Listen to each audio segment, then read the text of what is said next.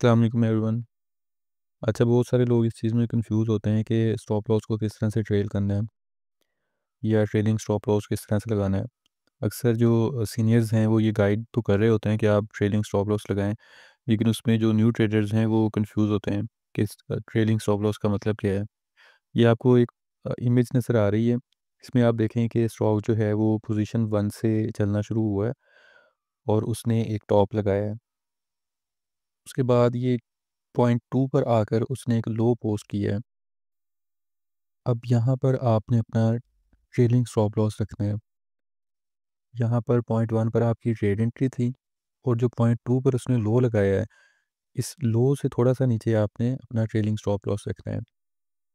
जब भी स्टॉक्स जो हैं वो अपवर्ड ट्रेंड में होते हैं, तो वहाँ पर वो हायर हाई और लोअर लो बना रहे होते हैं, सॉरी लोअर हाई बना रहे होते हैं। किस तरह से?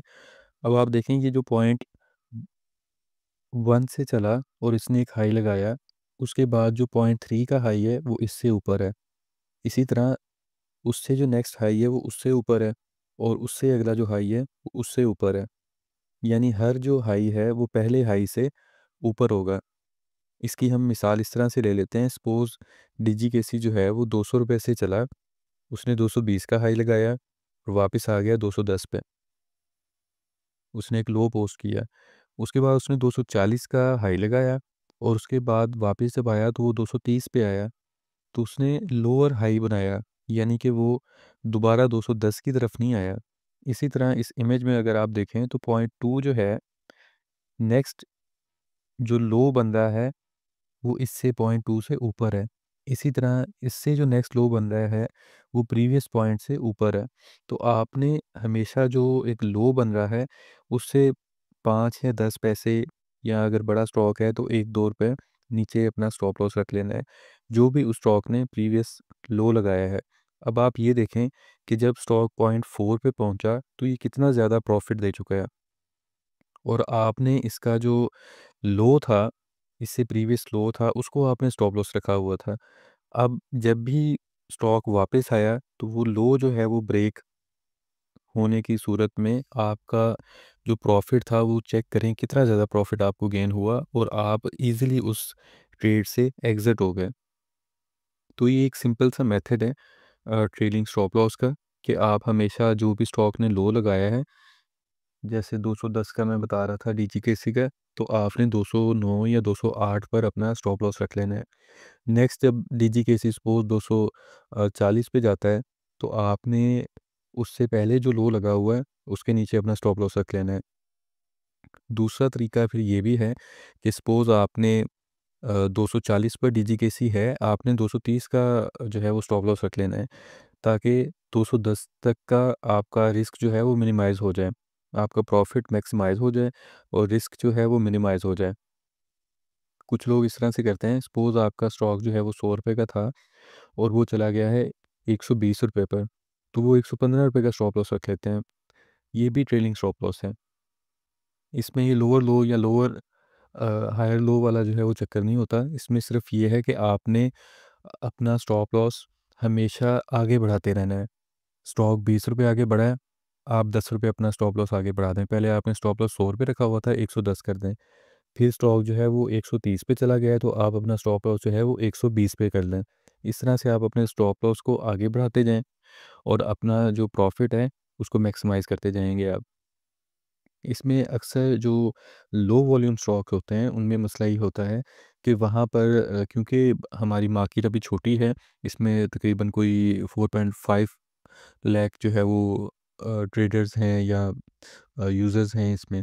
तो मसला ये होता है कि लो वॉल्यूम स्टॉक्स में अक्सर आपके स्टॉप लॉस हिट हो जाएँगे, क्योंकि उसमें वॉल्यूम कम होता है, तो जब भी किसी को परचेज़ करना होता है तो वो जितने भी ऑर्डर्स लगे हुए होते हैं उन सबको एक दफ़ा में ही उठा लेता है। सपोज़ हम बात कर रहे हैं कि यूबीडीएल एक शेयर है, उसमें वॉल्यूम अक्सर जो है वो 5-10 हज़ार 20 हज़ार शेयर का लगता है। अब अगर किसी को उसमें 20,000 शेयर चाहिए, तो वो क्या करेगा कि जितने भी ऑर्डर लगे हुए हैं, ऑर्डर स्टॉप लॉस भी आपका एक ऑर्डर ही होता है। तो जितने भी ऑर्डर लगे हुए हैं, वो उन सबको एक दफ़ा में ही जो है वो बाय कर लेता है। तो इससे जो है वो आपका स्टॉप लॉस हिट होने के चांसेस ज़्यादा हो जाते हैं। सॉरी, सेल सेल कर देता है। अगर वो सेल कर देता है तो आपका स्टॉप लॉस जो है वो हिट हो जाएगा।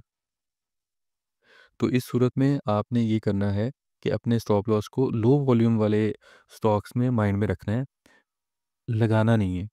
अगर आप लगाएँगे तो अगर कोई सेल करता है, चाहे 1 मिनट की कैंडल पर या 1 घंटे की कैंडल पर सेलिंग आती है, तो आपका स्टॉप लॉस हिट हो जाएगा और स्टॉक फिर ऊपर वापस चला जाएगा। क्योंकि जब भी कोई सेलिंग करेगा तो आपका वो ऑलरेडी स्टॉप लॉस लगा हुआ है, तो वो हिट हो जाएगा। और तीसरी जो इम्पोर्टेंट चीज़ है वो ये है कि स्टॉप लॉस जो है वो हमेशा आप क्लोजिंग बेसिस पर माइंड में रखा करें। जैसे कि सपोज़ आज अगर किसी ने फ्राइडे वाले दिन किसी ने जीजीएल का, गनी ग्लोबल का स्टॉप लॉस लगाया हुआ था सपोज़ 2550 का, उसका स्टॉप लॉस हिट हो गया, लेकिन उसके बाद जो जीजीएल है वो 26 से ऊपर क्लोज़ हुआ है। तो आपने हमेशा क्लोजिंग को देखना है कि स्टॉक की क्लोजिंग किस तरह से आ रही है। समटाइम्स मार्केट सेंटिमेंट्स की वजह से, समटाइम्स किसी बड़े ऑर्डर की वजह से स्टॉक जो है वो एक लो बना लेता है, बट वहाँ पर फिर बाइंग आ जाती है, इंटरेस्ट आ जाता है, जिसकी वजह से स्टॉक की क्लोजिंग जो है वो ऊपर ही आती है। तो इन 3 चीज़ों को आपने माइंड में रखना है। एक तो आपने हमेशा ये माइंड में रखना है कि स्टॉक जो है वो जो लोअर हाई बना रहा है, वहाँ तक आपने स्टॉप लॉस रखना है। दूसरा तरीका ये है कि आप, अगर स्टॉक आपका ₹100 का था, 120 पे चला गया है, तो आप ₹110 का स्टॉप लॉस लगा लें। तीसरा तरीका ये है कि आपने हमेशा अपना जो भी स्टॉप लॉस रख रहे हैं, लो वॉल्यूम वाले स्टॉक्स में, वो अपने माइंड में रखना है, उसको लगाना नहीं है। और स्टॉप लॉस जो है वो क्लोजिंग बेसिस होता है। अब जैसे सपोज़ मैं आपको कहूँ कि आपने जीजीएल का 25 का स्टॉप लॉस रखना है, तो इट मीन्स कि अगर ये 25 से नीचे क्लोज़ होता है तो आप इसमें से निकल जाएँ। तो ये स्टॉप लॉस के हवाले से सारी डिटेल्स थी। उम्मीद है कि आप लोगों को ये समझ आई होगी। आरिफ हबीब की ऐप में किस तरह से स्टॉप लॉस लगाना है, इस पर मैंने एक और वीडियो बनाई हुई है, तो वो आप उसको देख सकते हैं। Thank you so much.